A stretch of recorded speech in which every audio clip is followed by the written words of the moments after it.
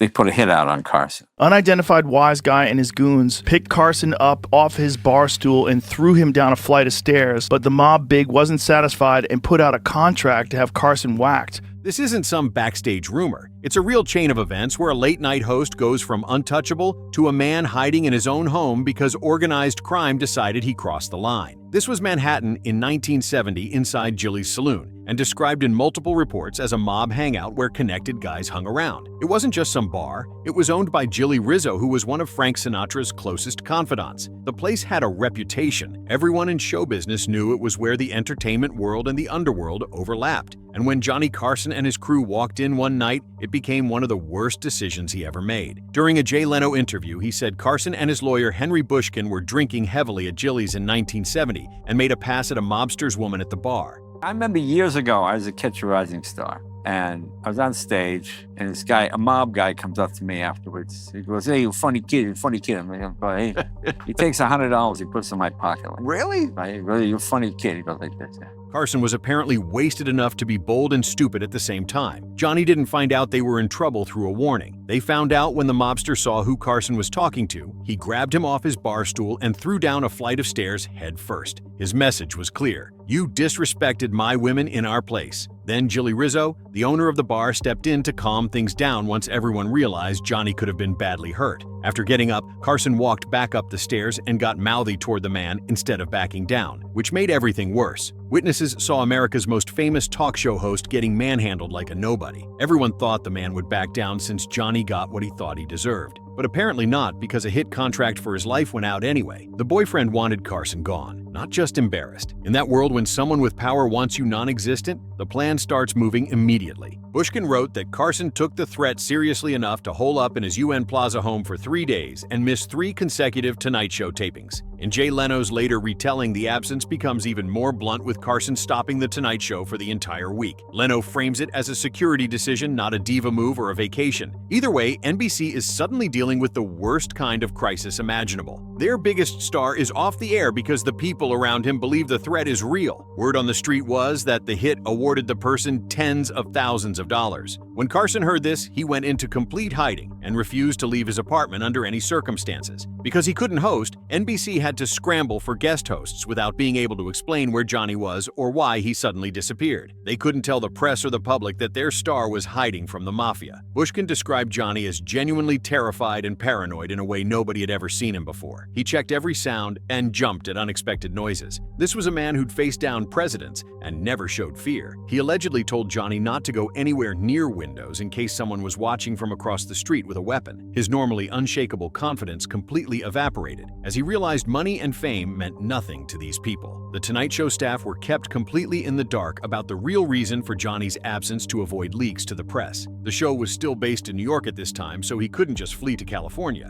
He was trapped in Manhattan while high-profile crime families dictated his fate. But Johnny couldn't stay in this situation forever. He knew friends like Frank Sinatra who were close with these kinds of people. He needed someone to negotiate. So he and his lawyer called Sinatra and convinced him to use his decades-long relationships with organized crime families to negotiate with the very people who wanted Johnny erased. Frank's connections to figures like Sam Giancana and other mob bosses gave him credibility that NBC executives could never have in a million years. He then reached out directly to Joe Columbo, who was running the Italian-American Civil Rights League at the time. The initial conversations were tense because nobody knew if Columbo would even consider a deal. Carson's offense was serious in that world. He'd disrespected a connected man's woman in a mob establishment. That kind of thing usually ended one way. But Columbo was fighting stereotypes about Italians being criminals while simultaneously running a crime family. The irony wasn't lost on anyone involved. Columbo saw an opportunity to get something valuable from NBC's desperation: national television coverage of his civil rights movement. Carson went to Jilly's one night with Bushkin, his lawyer. Yeah, and they got having drinks, and they start hitting on these 2 girls, kind of rudely. Turns out they're mob Malls. girlfriends, whatever it's called, right? So they threatened, they put a hit out on Carson. So Carson stops the Tonight Show for the week. He just goes, he leaves, because this is real. Something other networks had refused to provide because they didn't want to legitimize a known mobster. NBC was in no position to refuse anything. Their star's life was on the line,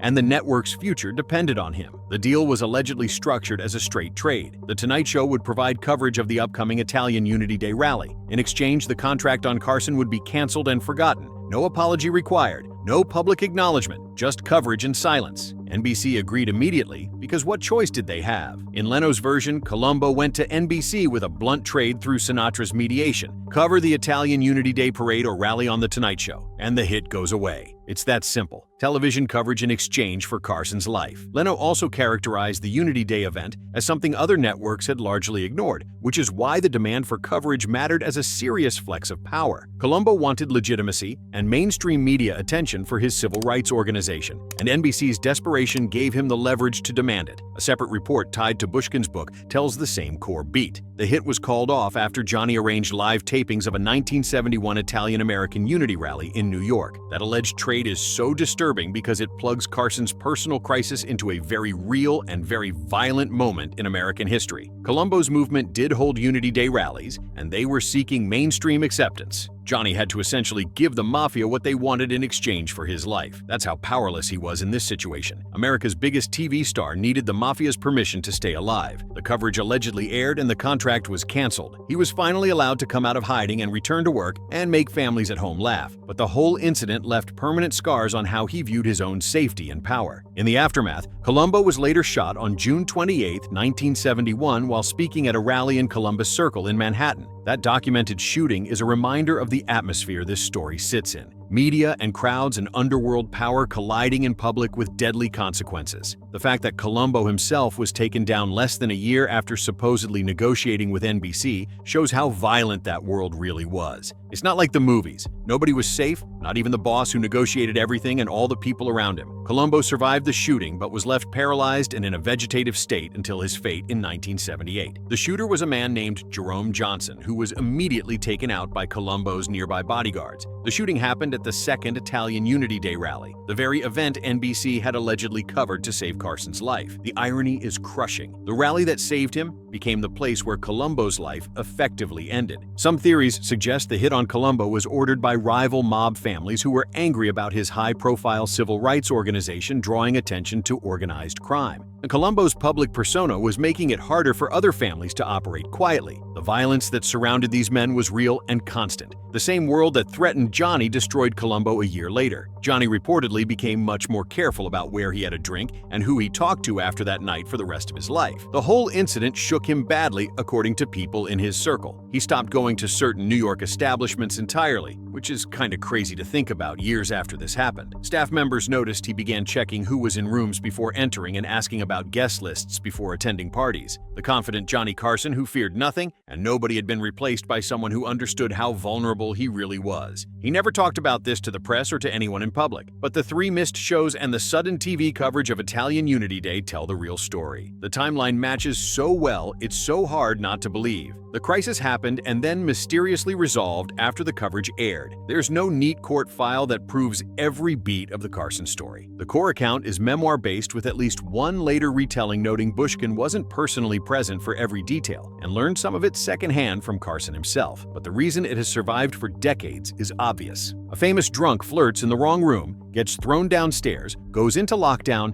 and only reappears after power brokers negotiate his survival. The story stayed quiet for years until Bushkin published his memoir decades later. Then Leno confirmed it on Bill Maher's podcast, adding his own details. Multiple Tonight Show staff members have hinted at the incident without providing specifics. Ed McMahon reportedly knew, but never spoke about it publicly out of loyalty to Carson. Doc Severinsen, the bandleader, reportedly heard rumors, but couldn't confirm them. The secrecy around the incident was so tight that most people working on the show had no idea why Johnny missed those 3 days. NBC's official position has always been no comment whenever asked about the story. They've never confirmed or denied it, which is telling in itself. The fact that multiple sources tell the same basic story gives it credibility even without hard evidence. Carson himself never denied it because he never spoke about it at all. That silence is almost confirmation in itself. When Bushkin's book released, Johnny unfortunately had already passed away, so he couldn't respond. But people close to him said the story rang true to how Johnny handled the incident privately. The incident fundamentally altered Johnny's relationship with drinking and nightlife. Friends noticed he stopped drinking as heavily in public after 1970. His trips to New York became shorter and more controlled. He started traveling with security even though he'd previously refused protection. Carson Carson allegedly told close friends he'd come within hours of being wiped from the planet. The fear wasn't abstract, it was visceral and nearly immediate before he could even blink. He understood that money couldn't buy safety when you angered the wrong people. The incident exposed the limits of celebrity power in a way nothing else could. Carson had interviewed presidents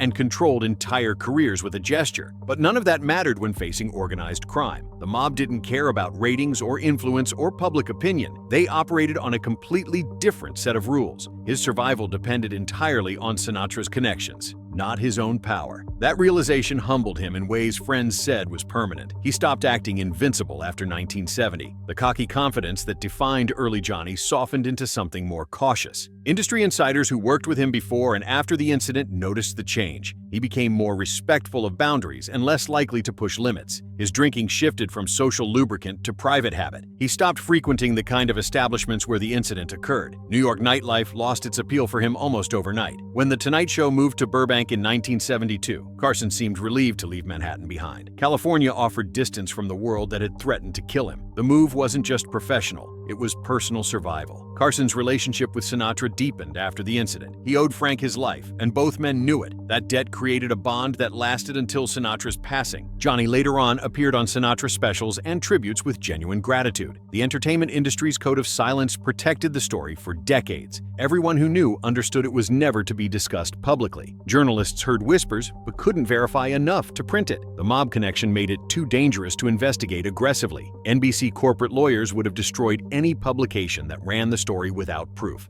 Carson's legal team made it clear they'd sue anyone who printed allegations. The threat of litigation kept it contained to industry gossip. Even after Bushkin's book came out, major media outlets handled it carefully. They reported it as an allegation and memoir, not confirmed fact. The lack of police reports or court documents gave everyone cover. But those in entertainment knew the basic story was true. The details might vary, but the core was solid.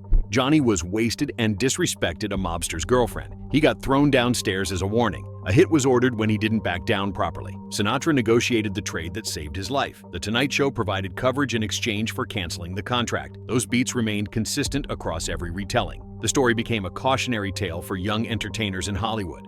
Don't get drunk in mob establishments. Don't disrespect connected women. Don't assume your fame protects you from real consequences. Johnny became the example of what could happen when you forgot those rules. His 3-day absence became shorthand for career-ending mistakes. The fact that he survived made him somewhat lucky, not smart. Other celebrities who heard the story adjusted their own behavior. They avoided certain clubs and certain people. They understood the invisible lines that couldn't be crossed. Carson's experience taught an entire generation of entertainers about real power, the kind that doesn't care about box office or Nielsen ratings. The story also revealed how deeply organized crime penetrated show business. The fact that NBC had to negotiate with the mob showed who really controlled entertainment. Sinatra's ability to broker the deal proved his unique position. He existed in both worlds with credibility in each. No other entertainer could have saved Carson's life. That singular fact made Sinatra invaluable to the entertainment industry. He was the bridge between legitimate business and organized crime. Johnny's debt to him was enormous and unpayable. The story became part of Carson's legend, proving even the king of late night wasn't untouchable in the real world. It showed that fame and power only went so far when you crossed the wrong people in the wrong place. Johnny learned that lesson the hardest way possible, and it changed how he lived the rest of his life. He became permanently cautious. Understanding his celebrity status was both protection and vulnerability. What new facts did this story we covered show you? Did you even know the mafia actually put a contract on Johnny? I didn't, which is why I'm covering the topic. Were you shocked at the facts, like he had to negotiate with the mob families just to stay alive? They put a hit out on Carson. Unidentified wise guy and his goons picked Carson up off his bar stool and threw him down a flight of stairs, but the mob big wasn't satisfied and put out a contract to have Carson whacked.